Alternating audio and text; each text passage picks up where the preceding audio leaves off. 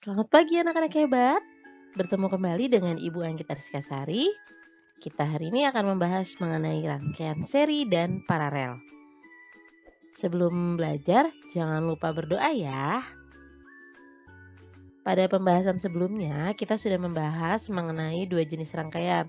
Ada rangkaian terbuka dan tertutup. Nah, hari ini kita membahas lebih dalam nih mengenai rangkaian tertutup. Ada yang masih ingat rangkaian tertutup itu apa? Rangkaian tertutup adalah rangkaian di mana semua komponennya terhubung, sehingga lampu pada rangkaian tersebut menyala. Jenis rangkaian tertutup itu terbagi dua. Yang pertama itu ada rangkaian seri dan rangkaian paralel. Rangkaian seri itu apa ya? Rangkaian seri adalah rangkaian yang disusun secara seri dan tidak bercabang aliran listriknya. Jadi kalau digambarkan seperti ini. Di situ tidak ada percabangan kabel, jadi semua disusun sejajar antara baterai maupun lampunya. Ciri khasnya apa sih pada rangkaian ini? Yang pertama, dia hanya memiliki satu aliran listrik saja. Karena dia tidak ada percabangan, maka aliran listriknya hanya satu. Kemudian membutuhkan sedikit komponen listrik sehingga biaya yang dibutuhkan untuk membuat rangkaian seri lebih sedikit. Karena tidak ada percabangan, jadi kabel yang dibutuhkan juga tidak banyak. Selanjutnya, cahaya lampu yang dihasilkan dia lebih redup. Dan yang terakhir, jika salah satu alat listrik dilepas dari rangkaian yang membuat kabel terpisah, akan mengakibatkan alat listriknya padam. Jadi kalau kabelnya tidak terhubung di salah satu baterai atau di salah satu lampu, maka lampunya tidak bisa menyala. Kalian perhatikan, di sini ada gambar sebuah rangkaian seri dengan dua baterai dan dua lampu. Pada rangkaian tersebut, kedua lampu disusun secara seri. Jika lampu L1 yang berada di sebelah kiri itu padam, maka lampu L2 juga akan padam karena arus listriknya terputus. Karena dia disusun secara bersejajar, jadi apabila salah satu lampu mati, maka lampu yang lain akan mati juga. Penerapan rangkaian seri pada kehidupan sehari-hari, yang pertama pada senter. Jadi senter kalau misalnya salah satu rangkaian kabelnya terputus atau tidak tersambung, maka lampunya juga tidak bisa menyala. Begitupun juga dengan lampu hias. Jadi kalau lampu hias, kalau kamu matikan dari saklarnya, maka lampunya akan mati semua dan dia juga pemasangannya secara sejajar. Selanjutnya kita akan membahas mengenai rangkaian paralel. Rangkaian paralel itu adalah rangkaian yang disusun secara bercabang aliran listriknya. Kalau digambarkan seperti ini nih. Di sini ada percabangan di lampunya.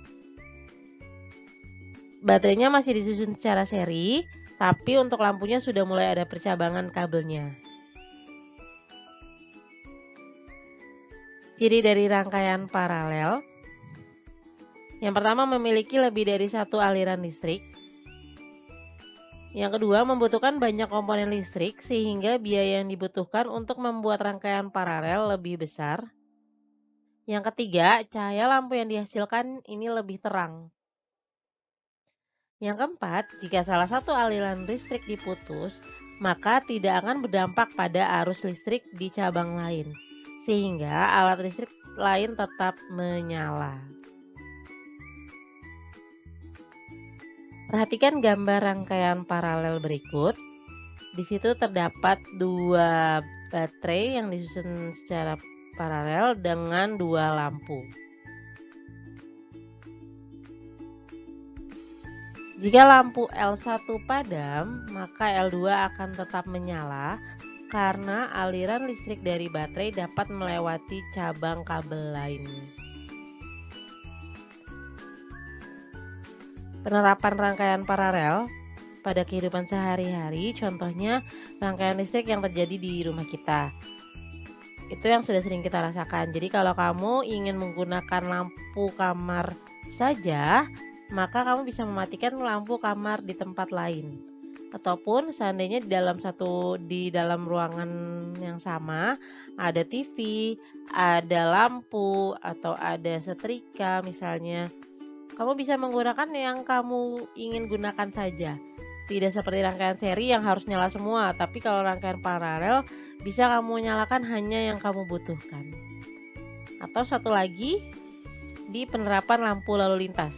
Di lampu lalu lintas kan gantian tuh merah, kuning, hijau, itu bergantian menyalanya. Karena di situ juga menerapkan sistem rangkaian paralel. Selanjutnya kita akan membahas mengenai persamaan antara rangkaian seri dan paralel. Yang pertama, daya dan arus listrik yang dibutuhkan dari kedua jenis rangkaian sama besar. Yang kedua, kedua jenis rangkaian dapat digunakan secara bersama-sama. Jadi bisa kamu kombinasikan antara rangkaian seri dan rangkaian paralel. Yang ketiga, kedua jenis rangkaian memiliki kesamaan hambatan. Hambatan listrik itu artinya kemampuan benda untuk menahan aliran arus listrik. Jadi kalau kamu menggunakan kabel yang panjangnya sama, hambatannya pun tetap sama. Setelah kalian menyimak penjelasan dari Bu Anggit mengenai rangkaian seri dan paralel, silakan kalian kerjakan tugas berikut di buku tulis kalian masing-masing. Apabila kalian mengalami kesulitan, kalian bisa menghubungi Ibu Anggit atau guru kalian. Selamat mengerjakan. Jangan lupa tetap sehat. Wassalamualaikum warahmatullahi wabarakatuh.